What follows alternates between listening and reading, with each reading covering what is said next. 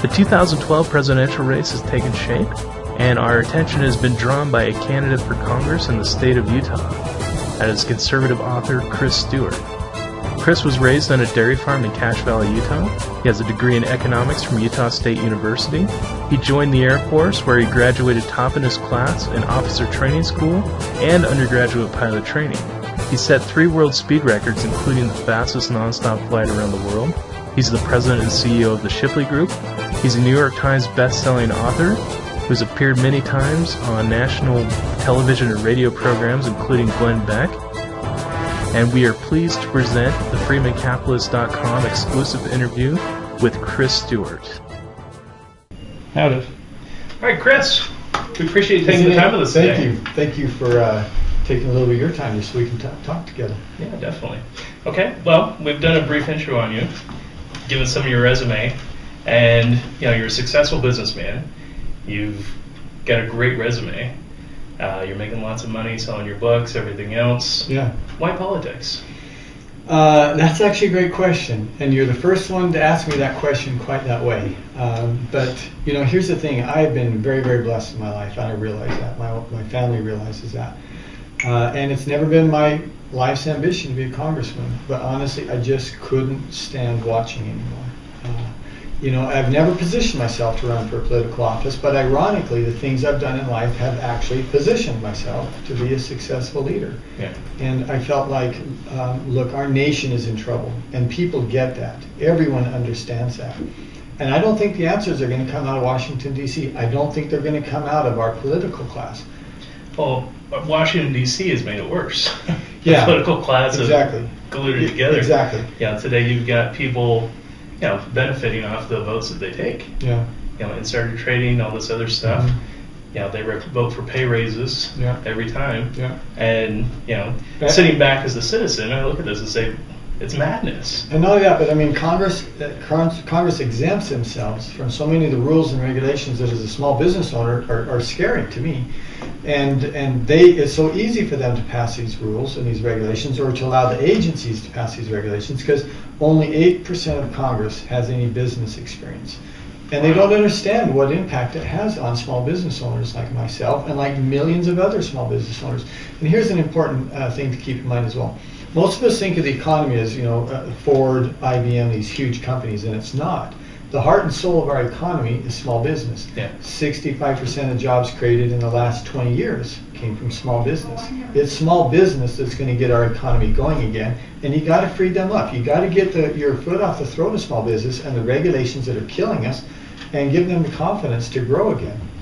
What are the main regulations you see as a business owner that are stifling the economy right now? Well, the big one, the big elephant in the room, of course, is Obamacare. Yeah. And it just scares the life out of us. And not just as a business owner, frankly, it scares us as just citizens. Yeah. What is Obamacare going to mean to us? But there's many others, and a lot of that is industry specific. In the industry I work in, which is primarily in energy and environment, training folks to understand environmental laws. There is no better example of the overreach of government than in environmental law. Endangered Species Act, heavens, go down to southern Utah and talk to those folks down there about the Utah prairie dog and see what kind of impact and economic impact, and I mean real economic impact, that these rules and regulations concerning our environment have on people's lives down there. Yeah, well, Sean Hannity had a deal on the Emerald Valley in California where they shut the water off because of a 2-inch bait fish. Exactly, and how many farmers? Family farmers lost their source of income and their family tradition of farming because of that. Yeah, and also the goods that they put into the economy for us to consume. Yeah, those are gone. Yep, exactly. It's not serious. You have to ask yourself, are we a serious nation when we allow those kind of things to happen? Yeah, definitely. Obama has been in office for 3 years now. Yeah, 3 great years. He hasn't submitted a budget. Oh yeah. Well, he submitted a budget in some cases. It was rejected 98-0. And even his own party didn't vote for his budget. That's right. So that's right. And here's where the thing with the budget is just absurd. You've got Harry Reid in the Senate, who hasn't passed a budget in more than 1,000 days. And they just simply won't. And you got to give the Republicans credit in the House, because in the last 2 years they have had the courage to say, this is what we believe, this is how we're going to govern, this is our roadmap for a financial future. And a lot of that was based on Paul Ryan's plan, which I think is a brilliant plan and could save our nation from financial ruin. But it goes to the Senate, and Harry Reid takes that and sticks it on his desk and refuses to let them debate it or to consider it. Yeah, and the reason is they don't want to defend what their budget priorities are, because they know most American people would reject that. Yeah, definitely. You get in Congress. What is your plan to help bring fiscal sanity back to our government? Fiscal sanity. That's all we're looking for here, isn't it? Well, it's a start. That's right. Yeah, we get back to sanity, and then we can get back to. Let's just add, that's all we're asking for is fiscal sanity. But again, we're looking at a situation, and Americans, they just know this now. We're looking at a situation where we're gonna drop off into this financial abyss if we don't make some significant changes in how we operate. And if I could illustrate that just quickly. Please. By 2016, our debt to GDP ratio will be the same as Greece. By 2019, and this is if everything goes really well, which it won't, but by 2019 we will pay more in interest on our national debt than we pay for the entire Department of Defense. And that's if interest rates stay at their near record zero rate. They won't. They're going to move up to something close to historical averages, and when they do, it's probably closer to 2016 again that we're paying more in interest on our debt than we are our entire Department of Defense. Now look, people hear those kinds of things, and we could keep going. We could keep going with illustration after illustration of the financial insanity that we're looking at, and they know it's unsustainable. They know it has potential to destroy our nation and to change us in significant ways. So we have to go back and in a very serious way say we're going to tackle spending. You're going to tackle entitlements. People ask me, what are you willing to cut? And I always turn the question, what am I not willing to cut? Because if we don't really look at everything, then we're in trouble. Yeah, definitely. Well, the government has gone so far out of control. You have the Constitution, which the Founding Fathers set up, and limited powers of government, so we could live free lives and go about our business. Make money, provide for ourselves, our families. George Washington said the Constitution that we have is an excellent one if we can keep it where it is. And if we're governed by a moral people. Exactly. And the living Constitution that the progressive Democrats, they want to change it. And everything that they're doing is just, it's an assault on our Constitution. Unelected czars. We have communists that are in those positions, that hold those values, executive orders, all these things that are so far outside the realm of what was meant to happen. How do we return back to a constitutional government? Well, let me make a comment that expand on something you said. You said that they wanted to change it, and that I think the core of it is this: they don't respect it the way you and I do. They just don't believe it's the defining document that you and I do. And here's a very obvious example of that. We're a member of our Supreme Court, whose oath is to defend the Constitution, to interpret and defend the Constitution. And she goes overseas and says, I wouldn't suggest that you use the U.S. Constitution as a model. I think you should use some other constitutions or some other nations. Well, I mean, you and I look at that and we just think that's bonkers. For heaven's sakes, our Constitution has been the light of freedom and democracy to the world for the last 200 and something years. It's given more prosperity and freedom than any other people have ever known. Than they had ever even imagined. And for someone in a flippant way to suggest, well, maybe this country's or this nation's, it just shows how they don't view the Constitution the same way that you and I do.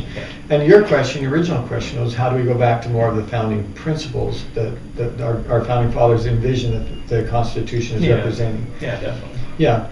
Well, you know what? If we hadn't varied, if we hadn't walked off the path from what our founding fathers intended the Constitution to be, we wouldn't be in a lot of the situation that we are now. The crisis and the problems facing us now would not have developed had we not stayed with more of a foundational view of the Constitution. But there's good news in that, in the sense that there are people, serious politicians really for the first time in a generation or more, who are advocating going back to constitutional principles, who recognize and are talking to people about this is what the Constitution allows the federal government to do. And if it's not in the Constitution by enumerated powers, then they don't have the power to do that. And again, I think for the first time in a generation, people are starting to respond to that, to listen to that, and to realize that it's true. Yeah. Well, if we don't rein it in, where does it go? Yeah. And it's not just about spending. I mean, the crisis that we're looking at in the face right now isn't just about spending. It's really about freedom. Yes. It's really a principle about who controls our lives. And if you talk about Obamacare as an example, that's not just about health policy or finances. It's about freedom. It's about the ability of the federal government to force someone into a commercial transaction. It's about the ability of the federal government to go to Catholic institutions or Catholic charities, force them to carry coverage that they find morally reprehensible. It's who knows what other constitutional rights we're going to find in Obamacare that are going to force people to do things that they don't want to do, and that the federal government has no right forcing them to do. Yeah. Well, you've got Harry Reid. When Obamacare was enacted or in the process, he came out and thanked the Apollo Alliance for their work on Obamacare. Now, it's 2,000 pages of document that was written by a radical communist organization. Yeah. Yeah, that's where our country's gone. Yeah. How do we get that back? Well, again, there's a couple elements what you mentioned here. Number one is that the Affordable Health Care Act is, I think, one of the worst, if not the worst piece of legislation ever written. None of the senators or congressmen who voted to support it had read it or understand it. No.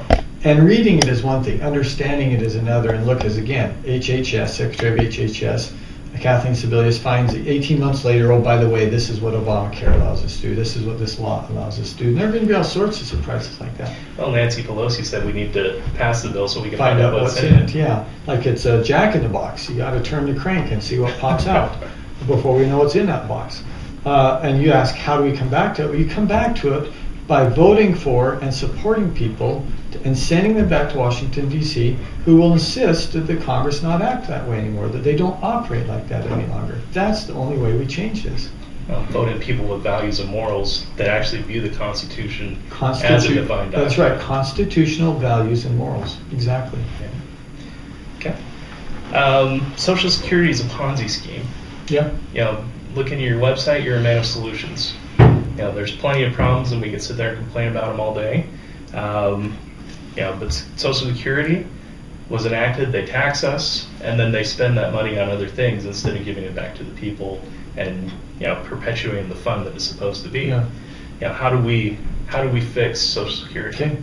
And you're going to forgive me, Nate, I'm going to disagree with you on just one word, and that is the Ponzi scheme. And the reason I do that is just because it alarms so many people. Well, yes. Yeah. But how do we fix it? Here's the good news. I think American people will accept reforms now that they weren't able or willing to accept just a few years ago. And Social Security is a great example. In 2005, President Bush proposed a partial again is a key word there, privatization of some Social Security. Take part of that tax, allow younger people like you to invest that in a private account. By the time you were 65, if you started at 25, you'd have something close to $1 million. It didn't change the tax structure. It protected people on Social Security, which is so important. We have to protect and honor that contract with people on Social Security now, or approaching Social Security age.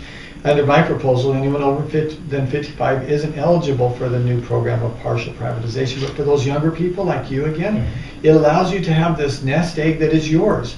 And when you're 65, it's yours. It's not if you were to die, it would be there for your wife or your children. And it releases an enormous burden on the draws of Social Security at that point. I think that is a great example of things that most people will accept now that they weren't willing to. Mitt Romney's proposal of it, Paul Ryan is, there's other serious people in Congress that are advocates of this, and I'll bet, give us a Republican Senate and a Republican President, I'll bet you see that passed in the next couple of years. Yeah.